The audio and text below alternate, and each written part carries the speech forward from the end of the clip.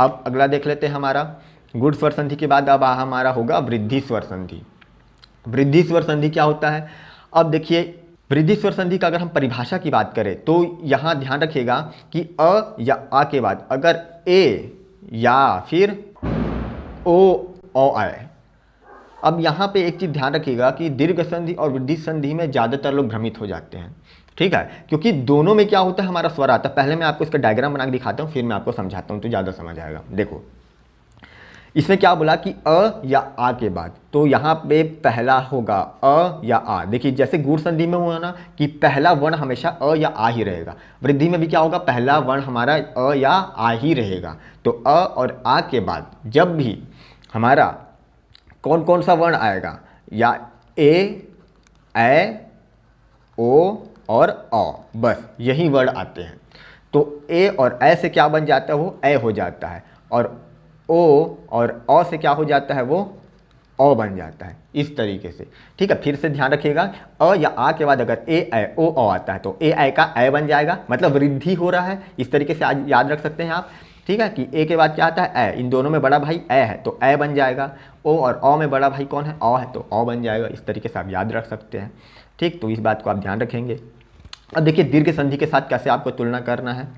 तो दीर्घ संधि का नियम यहाँ पे मैं फिर से एक बार बनाता हूँ। दीर्घ संधि में हमने देखा था कि दो सजातीय स्वर आपस में मिलते हैं, मतलब अ और आ के बाद अगर अ या आ आएगा तभी वो हमारा आ बनेगा। और दीर्घ संधि में हमने देखा था कि हम केवल 3 ही स्वर की बात करते हैं, एक तो आ, दूसरा ई की बात करते हैं और तीसरा ऊ की बात करते हैं वहाँ पे हम। क्यों? क्योंकि लघु और दीर्घ की वहाँ पे बात होती है। तो लघु और दीर्घ दोनों वाला कौन सा होता है, अ ई और ऊ, यही दोनों है ना। अ में अ आ लघु दीर्घ, इसमें दोनों लघु ई और दीर्घ ई, लघु ऊ और दीर्घ ऊ, इस तरीके से होता है।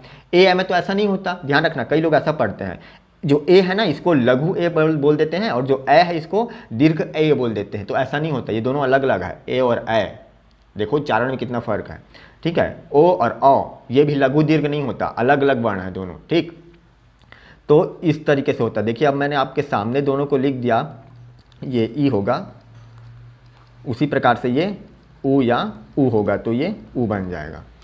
तो यहाँ पे आप ध्यान रखना वृद्धि संधि और दीर्घ संधि में आप अंतर कैसे करेंगे, इसीलिए मैंने आपको कहा कि आप सजातीय वाला यहाँ पे परिभाषा याद रखना कि दो सजातीय स्वर आपस में मिलकर दीर्घ हो जाते हैं। तो यहाँ पे देखिए दोनों सजातीय मिलेंगे तब वो दीर्घ होगा, दोनों सजातीय मिलेंगे तब दीर्घ होगा, ठीक है। लेकिन यहाँ पे देख सकते हैं यहाँ पे सजातीय नहीं होता है, यहाँ पे विजातीय है ना। ये अ और आ के बाद ए आ रहा है तो ए बनेगा, और ओ अ आएगा तो अ बन जाएगा, ठीक है। तो यहाँ पे विजातीय है तो क्या है, ये वृद्धि स्वर संधि है, आप देख सकते हैं।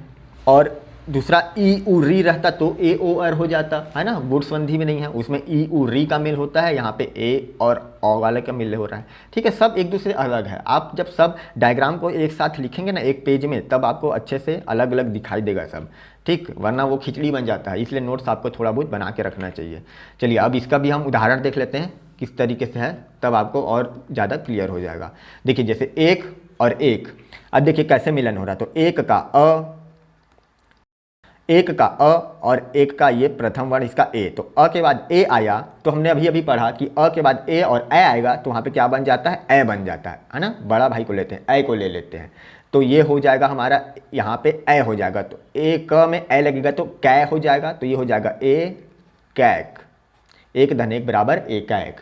वैसे ही मत धन एक, तो देखिए मत त का अ और ए का ए। तो देखिए अब हमने पढ़ा कि अ में ए या ए आएगा तो वो ए बनता है, तो देखिए यहाँ पे ए आएगा, तो देखिए त में ए की मात्रा लगेगी तो तय हो जाएगा, तो मत धन ऐक्य तय, तो मतैक्य बन गया।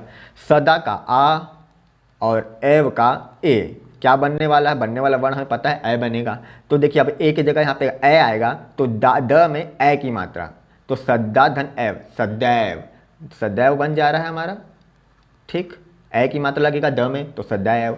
जल धन ओघ, अब देखिए जल ल का अ और ओघ का ओ, तो देखिए जब अ या आ के बाद है ना ओ और अ आए तो अ हो जाएगा, है ना। अगर ए आता है तो ए, ओ अ आता है तो अ, तो देखिए अ के बाद ओ आया तो अ बन जाएगा। अभी मैं आपको बताऊंगा कैसे आपको कन्फ्यूजन दूर करना है, ठीक। यहाँ पे मैं जान रहा हूँ कई बार लोगों को कैसे दिक्कत होता है।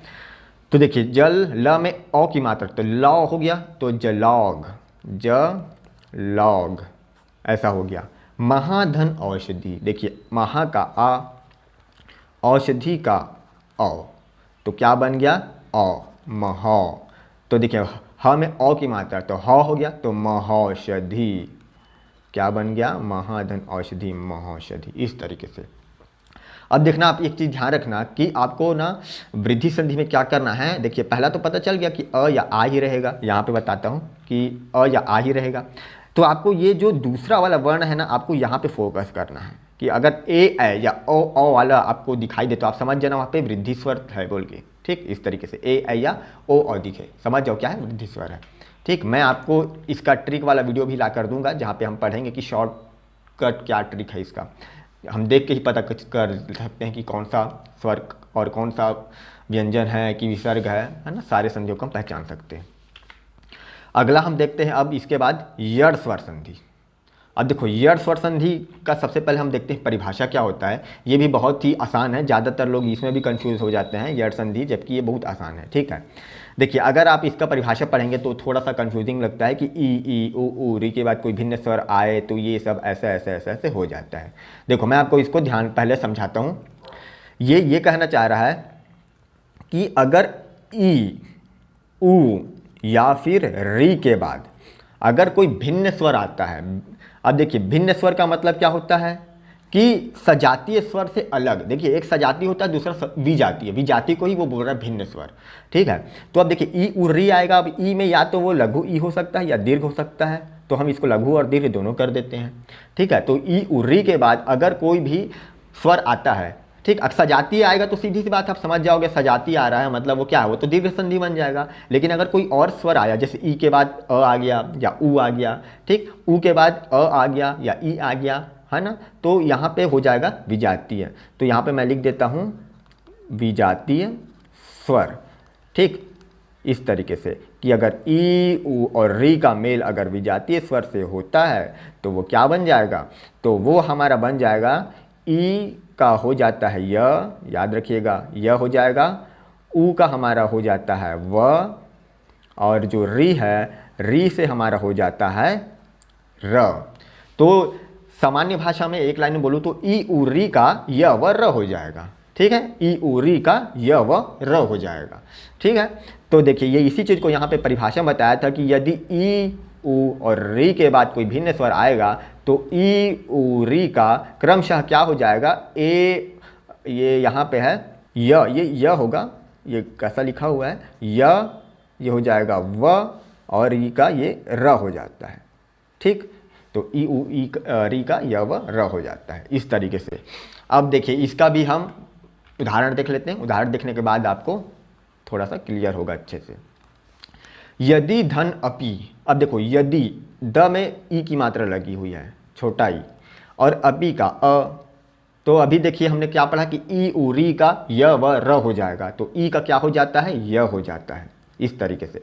तो यहाँ ई से य बन जाएगा, तो यद य, क्योंकि ई की मात्रा तो हट गई, तो यद य पी, तो यद्यपि, तो ये क्या बन गया हमारा यद्यपि।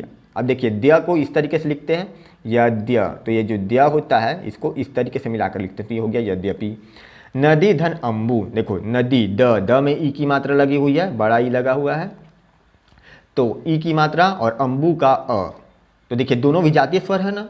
ठीक, ई के बाद अगर ई ही आ गया रहता तो वो तो दीर्घ बन जाता, यहाँ ई के बाद अ आया, विजातीय आया, तो हम देख सकते हैं कि ई उ री का य व र हो जाता है, तो ई का क्या हो जाएगा, य हो जाएगा, तो ये बन जाएगा न द के बाद क्या लग जाएगा य, तो नदी धन अम्बु, नद्यम्बु, तो ये हो गया नद्यम्बु। देखिए ये बन गया। अति आचार, तो अति का ई, आचार का आ, तो क्या बन जाएगा, ई से हमारा बन जाता है य, तो अति धन अजार त य त्य, तो अत्य आ, अत्याचार, ये हो जाएगा अत्याचार, ये हो गया। अत्य में य लग गया तो अत्य, और आचार तो अत्याचार। मनु धन अंतर, तो मनु का ऊ हो गया और अंतर का अ हो गया, तो मनु धन अंतर। अब देखिए ऊ है यहाँ पे, तो ई उ री का य व र, तो ऊ में व है तो यहाँ पे व हो जाएगा। तो देखिए मनु, अब न में व जुड़ जाएगा तो मन व अंतर, तो मन व धन अंतर मनवंतर, तो ये हो गया मनवंतर, इस तरीके से। ठीक, अब देखिए यहाँ पे अनु धन ईषण। अब देखिए अनु का उ और ईषण का ई। अब यहाँ पे भी देखिए ई उरी का य व र हो जाता है। ठीक है, कई लोग इसको देख लेते हैं, ध्यान रखना। हम यहाँ पे देख सकते हैं हमारा पहले वाला जो हमारा वर्ण है उसको हम यहाँ पे देख रहे हैं, उसमें परिवर्तन हो रहा है, ई उरी का य व र हो रहा है। ठीक है, तो यहाँ पे ये आप गलती आपको नहीं करना है कि आप दूसरा वाला, अब यहाँ ई उ दोनों आ गया है तो कुछ लोग इसको ई का य कर देते हैं तो गलत हो जाएगा। हम प्रथम वाले वर्ण को परिवर्तन कर रहे हैं ना, तो उ का क्या होगा यहाँ पे व हो जाएगा। तो अनु न के बाद क्या लगने वाला है, व लगने वाला है, तो अन्व हो जाएगा। अन्व ईषण, अन्वीक्षण क्या हो जाएगा, अन्वीक्षण, इस तरीके से। ठीक है, और देखिए यहाँ पे दीर्घ ई था इसलिए व में दीर्घ ई लगा। ठीक, तो यहाँ पे आप मात्रा भी देख सकते हैं कौन सा लगेगा, तो अनुधन ईषण अन्वीक्षण। पितृ आदेश, तो देखिए पितृ त के नीचे क्या लगा, पितृ री लगा हुआ है। ठीक, और यहाँ पे आद का देश का आ, तो ई उरी का य व र हो जाता है, तो यहाँ पे री का र हो गया। तो पितृ त के बाद र लग जाएगा, तो पितृधन आदेश, पित्रादेश, ये हो जाएगा पित्रादेश। देखिए री हट गया, र लग गया, तो पित्र हो गया, तो पितृधन आदेश बराबर पित्रादेश। ठीक, मातृधन उपदेश, तो मातृ में यहाँ पे भी री आ रहा है और उपदेश का उ आ रहा है, तो री हट के र बन जाएगा यहाँ पे, तो री से हो जाएगा र, तो त में र लगेगा तो त्र हो जाएगा, त्र। तो मातृ धन उपदेश, मातृदेश क्या हो जाएगा, मातृधन उपदेश, तो ये हो गया मातृपदेश, मातृपदेश। ठीक, समझ में आया ना, त में र लगे तो मात्र हो गया, और मातृधन उपदेश तो मातृपदेश, इस तरीके से होता है। तो ये हो गया हमारा यड़ संधि। अब देखते हैं हमारा स्वर संधि का अंतिम है अयादी स्वर संधि। अयादी स्वर संधि में अब क्या होता है, तो अगर हम इसकी परिभाषा की बात करें तो यहाँ पे लिखा है ए या ओ के बाद अगर कोई भिन्न स्वर आए तो यहाँ पे ए का अर हो जाता है, ए का आर, इस तरीके से लिखा हुआ है। पहले मैं आपको समझाता हूँ पहले क्या होता है। देखिए यहाँ पे लिखा है कि यदि अयादी में क्या होगा, ए, अगर ए देखिए अब एक और ए मैंने बताया ये दोनों लघु दीर्घ नहीं है, दोनों अलग अलग है। ठीक है, इसलिए मैं लघु दीर्घ नहीं बोल रहा हूँ, अलग अलग। तो ए या फिर ओ, ध्यान रखिएगा, ए या ओ के बाद कोई भी भिन्न स्वर आया, भिन्न स्वर मतलब मैंने बताया कोई विजातीय स्वर। ठीक है, क्योंकि अगर यहाँ पे सजातीय स्वर तो ए का होएगा ही नहीं, क्योंकि वो लघु दीर्घ में नहीं होता। अच्छा, अगर ये सजातीय स्वर हो भी जाए, सजातीय स्वर हमें पता है हमेशा क्या होता है, दीर्घ संधि में हो जाता है, तो सजातीय स्वर वाला तो दीर्घ संधि बनेगा, अयादी तो नहीं बनेगा। अयादी में सीधी सी बात है भिन्न स्वर ही रहेगा। ठीक है, तो यहाँ पे मैं लिख देता हूँ कोई भी विजातीय स्वर, क्या लिख देता हूँ मैं, भिन्न स्वर या विजातीय स्वर। तो यहाँ पे अब आपको ध्यान रखना है कि ए और ओ के बाद अगर कोई विजातीय स्वर आता है तो यहाँ पे क्या बनता है, आपका जो एक है, देखिए यहाँ पे ऐसा हो जाता है कि ए का आपका बन जाता है अय, और ए है तो ये बन जाता है आय। ओ से बन जाएगा हमारा, ओ का बन जाता है अव, और औ का बन जाता है आव। ठीक, ध्यान रखिएगा, मैं यहाँ पे लिख देता हूँ कि ए का क्या बन जाएगा, अय बन जाएगा, ए का बन जाएगा आय, और ओ का बन जाता है अव, और औ का बन जाता है आव। ठीक है, तो यहाँ पे ए ओ औ का अय आय अव और आव हो जाता है। तो देखिए यहाँ पे लिखा है अय, यहाँ पे आय अव, और ये बन जाता है आव हो जाता है। चलिए, तो इस चीज़ को देखिए, ये जो जितने भी मैं आप लोगों को यहाँ पे चित्र बनाकर दे रहा हूँ, सभी चित्रों को आप चाहें तो क्या कर सकते हैं, एक पेज में अलग अलग संधि के नाम लिखकर वहाँ पे आप इसको बनाकर देख सकते हैं। जब आप एक पेज में इन सब को साथ में लाइन बाय लाइन ऐसे बनाएंगे ना, तब आप उसको अच्छे तरीके से देख सकते हैं कि उन सभी में अंतर क्या है।